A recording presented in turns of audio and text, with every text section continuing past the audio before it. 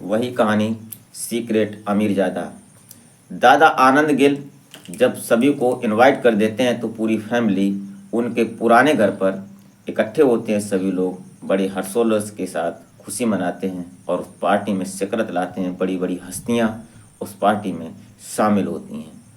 उसमें बड़े बड़े हस्ती वाले लोग जो कि उनके साथ बिजनेस करते थे, उनके साथ जो उनके प्रोजेक्ट में और जो उनके बिजनेस के पार्टनर थे, वो सभी लोग वहाँ पर मौजूद थे। उनमें उनके परिवार के जो उनके पोते होते हैं आनंद गिल के, शौर्य और सगुन, और उनकी बहू जो इनकी यामिनी, जो सनाया की माँ होती हैं, और उनके सनाया के पिता शेखर मल्होत्रा, ये सभी लोग साथ में थे। पूरी पार्टी एंजॉय हो रही थी। सभी लोग अपने अपने मजहब में थे। कोई ड्रिंक कर रहा था, कोई कुछ खाने पीने में था। सभी लोग अपने अपने सिस्टम में थे। तभी शौर्य और सगुन दोनों प्लान करते हैं। उस प्लान के साथ साथ आप इस कहानी में अंत तक बने रहिएगा, और वीडियो अच्छी लगे तो लाइक कर दें और चैनल को सब्सक्राइब कर लें ताकि हमारा हौसला बढ़ता रहे। और आशा करते हैं कि आप अपने परिवार, अपने परिजनों के साथ बेहद खुश, मस्त और खुशहाल लाइफ एंजॉय कर रहे होंगे। तो नमस्कार, प्रणाम, मैं अजय कोहली। आज की जो सच्ची कहानी वही सीक्रेट अमीरजादा की, जो शिमला के मल्होत्रा गिल खानदान से, वहीं पर चलते हैं। जब दादा आनंद गिल इनवाइट करते हैं सभी को, और सभी लोग उनके पुराने घर पर इकट्ठे होते हैं, और सभी लोग जब उस पार्टी का आनंद लेते हैं तो उनमें जो सनाया होती है, सनाया के जो कजन भाई बहन होते हैं, उनमें शौर्य और सगुन थे। ये दोनों लोग इसके पीछे पड़े थे, क्योंकि इसको ये प्रोजेक्ट न मिल पाए, इसलिए इनके पीछे पड़े थे और इसको हटाने की, इसको नीचा दिखाने की हर संभव कोशिश करते थे। और ये सनाया का जो पति आहान रायजादा होते हैं, इनको भी हर समय इंसल्ट करते थे। इन्होंने इस पार्टी में सोचा, प्लान बनाया। इनकी जो आंटी थी, जो सगुन और शौर्य की आंटी, जो सनाया की माँ यामिनी, इनको इन्होंने इशारा करके कुछ ऐसा बोला कि आज आहान को नीचा दिखाते हैं।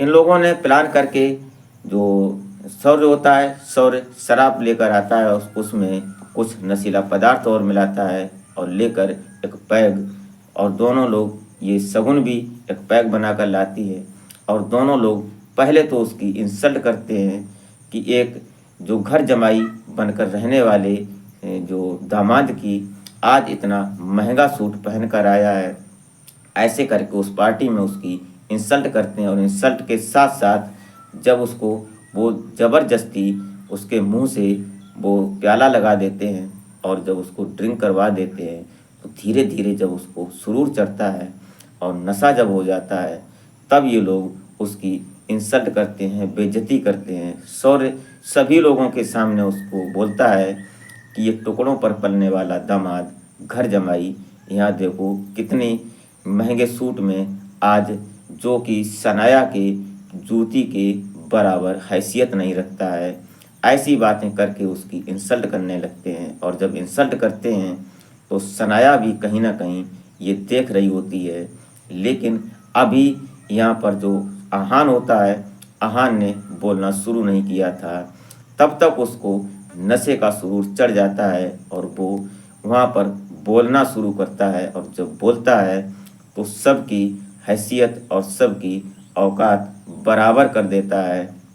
उसने बोला कि जो शौर्य है वो हमेशा सब, इसको शौर्य और सगुन ये दोनों आपस में मिलकर कहीं ना कहीं सनाया को नीचा दिखाने की कोशिश करते हैं, और कई बार उनके साथ ऐसे गेम किए, ऐसी उनके साथ प्लानिंग की जो कि उसको नीचे दिखाया जा सके, उसकी इंसल्ट की जा सके। ये बात कहीं ना कहीं जो आहान होता है, इसके दिल में चुभ रही थी। आज उसको जब शराब पिला दी जाती है तो वो इस बात को लेकर पूरी महफिल में ये बात खुली और बयां कर देता है। तभी उनके दादा आ जाते हैं आनंद गिल। वो देखते हैं यहाँ क्या ड्रामा चल रहा है, क्या सिस्टम है। पार्टी हंसी खुशी की थी, लेकिन यहाँ टेंशनबाजी क्यों हो रही है, आपस में ये लोग क्यों बातें कर रहे हैं। जब वहाँ आनंद गिल आते हैं तो वहाँ का माहौल देखते हैं। मौका स्थिति पर ये शौर्य और ये आहान दोनों आपस में चर्चा कर रहे थे इसी बात की कि तुम उसको नीचा दिखाने की कोशिश करते हो, लेकिन वो हमारी पत्नी है। कहीं ना कहीं उसको कोई भी कुछ भी कर ले, मैं उसको नीचा नहीं होने दूंगा। कुछ भी हो जाए, उसको कुछ कोई कर नहीं सकता है। ऐसी बातें आहान शौर्य को बोल रहा था। तभी सना ये आ जाती है सनाया, और सनाया उसको थामने की कोशिश करती है, और शौर्य आहान को धक्का मारकर जब पार्टी से बाहर निकलता है तो सनाया आती है। सनाया उसको थाम लेती है, और सनाया के दिल में आज पहली बार ये नजर आया था कि उसका पति है, जो भी है, जैसा भी है। ये सभी लोग वहाँ देख रहे थे कि ये सिस्टम क्या चल रहा है, कि जो सनाया कभी इसको घास नहीं डालती थी, इसको कभी भाव नहीं देती थी, और आज वो उसको कंधे से थाम कर खड़ी है।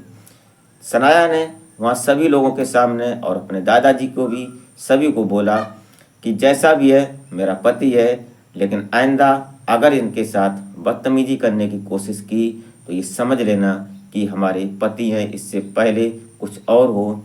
ये बात ध्यान में रखते हुए ऐसी बातें होती हैं। झड़प होने के बाद आज महसूस कर रहा था आहन कि ये हमारी पत्नी है। साथ में दोनों लोग घर आते हैं, गाड़ी में बैठाते हैं, पहले उसको घर लाते हैं, आहन को उसके बेडरूम में लिटा देते हैं।